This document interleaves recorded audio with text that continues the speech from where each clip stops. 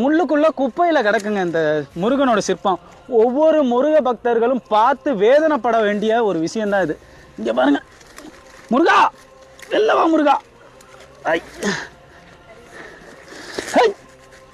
ஐயா எடுங்கய்யா, இல்லையா? ஐய் ஐய் முருகா வந்துட்டாரு. சிவ சிவா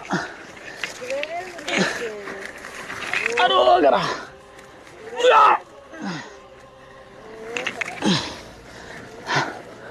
அப்படி முருகா, சிவ சிவா சிவ சிவா.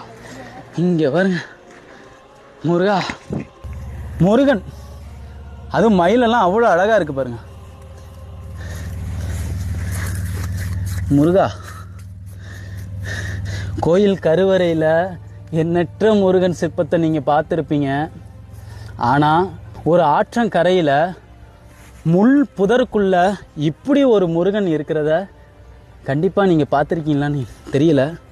நாங்கள் எடுத்து மேலே வச்சுருக்கோம்.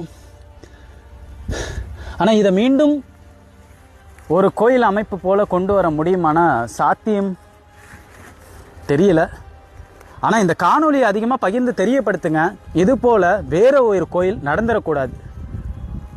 ஏன்னா இன்னைக்கு அழியும் தருவாயில் பல கோயில்கள் நம்மளால் பார்க்க முடியுது. அந்த கோயில்களை சில நூற்றாண்டுகள் கழித்து நம்ம பின்னாடி வர